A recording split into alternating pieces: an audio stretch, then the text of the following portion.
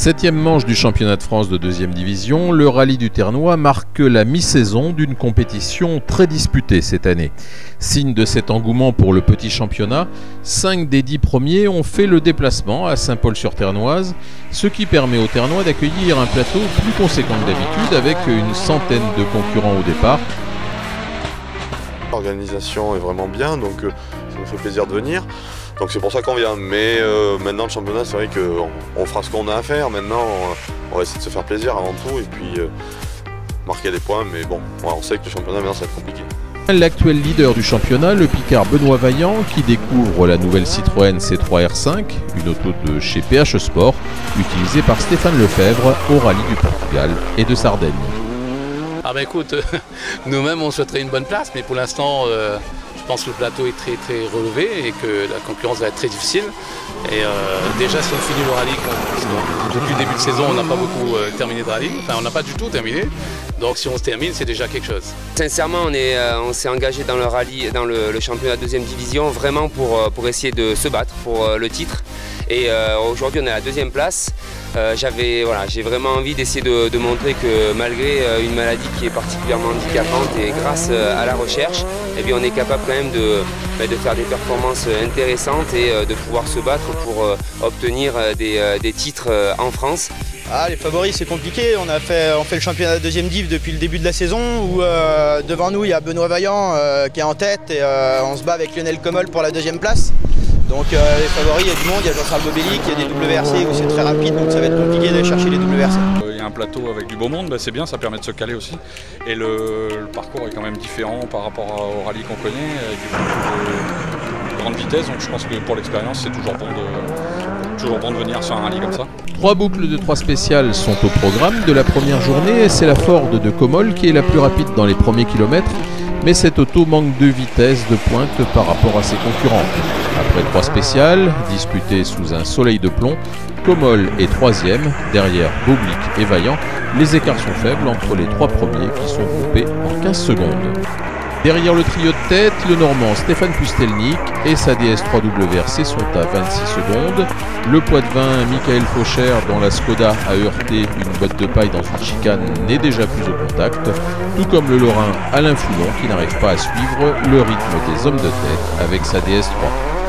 Premier abandon d'importance, celui de Farouk Moulan, nouvelle casse mécanique pour la 307 WRC du Réunionnais. Le premier nordiste est Yves Saint-Réquier avec sa Skoda, alors que Raoul Lacroix pointe déjà le nez de sa Clio aux portes du top 10, Lacroix avec un nouveau copilote, le jeune Aurélien Gauzet. En groupe N, Jean-Luc Debove a pris les devants avec sa Subaru. La deuxième boucle, disputée pendant le match de Coupe du Monde France-Argentine, Vaillant, qui a trouvé ses marques avec la C3, passe en tête. Bobélic, qui n'a pas couru depuis 2 mois, n'est pas satisfait de sa DS3, mais il continue de faire jeu égal avec le leader. 3e, Comol, et désormais sous la menace de Pustelnik, qui se rapproche. La 3e boucle est nocturne, elle va voir Lionel Comol perdre à nouveau du terrain dans 2 spéciales disputées sans rampe de phare. Il laisse sa 3e place à Stéphane Pustelnik. On a tapé des ballots sur la porte et on a perdu notre rampe de phare, donc il a fallu qu'on fasse les 2 dernières spéciales sans rampe de phare, ça a été vraiment épique. Dimanche matin, il fait toujours aussi chaud. Avec 8 secondes 9 de retard, Bobélic repart à l'attaque. Il réduit l'écart avec Benoît Vaillant, mais c'est un baroud d'honneur. Le Limougeot a décelé une importante fuite d'huile au niveau de sa boîte de vitesse. Il abandonne au point stop après avoir signé le meilleur temps de la première spéciale dominicale. Avec près d'1 minute d'avance sur Pustelnik, Benoît Vaillant peut gérer la fin de course et rentrer à Saint-Paul en vainqueur. C'est sa 2e victoire de la saison. Il se retrouve largement en tête au championnat avant d'attaquer la seconde partie du calendrier, d'autant que Lionel Comol se contente de la 3e place derrière Stéphane Pustelnik. C'est top de gagner et surtout aussi de gagner, la chance de gagner avec une nouvelle voiture en Coupe de France et donc je remercie tout le monde. Avec sa Clio RS, Raoul Lacroix échoue de justesse sur les talons de la DS3 WRC d'Alain Foulon à la 6e place au général. Il remporte à nouveau le groupe F2000. Saint-Réquier finit 7e, impressionné par le rythme des concurrents du championnat de deuxième division. Les 3 premiers, là, je sais pas comment ils font. Ouais. C'est des avions, ils améliorent encore leur temps par rapport à hier, je sais pas comment ils font. Bon, je crois qu'ils doivent tout passer à fond en fait. Pas nous. 8e au général, Anthony Martel avec sa Clio 3 et le premier DR3.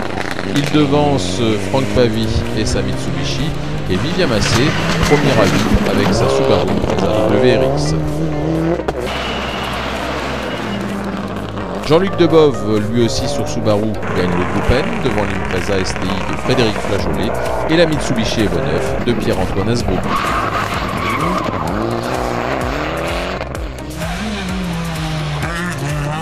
Samuel Varroquier sur sa 306 S16 est deuxième du groupe F2000 derrière l'intouchable Raoul Lacroix.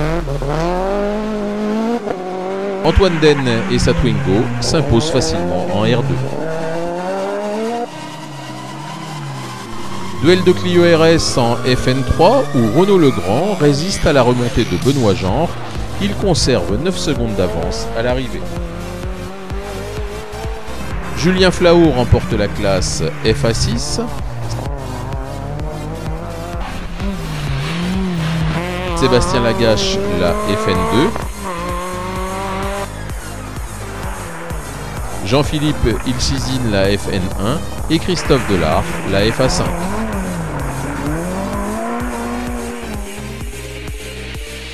Le 8e rallye VHC du Ternois, dont les concurrents ouvraient la route devant les modernes, n'accueillait que 6 prétendants à la victoire. 2 d'entre eux ont été rapidement réduits à l'abandon.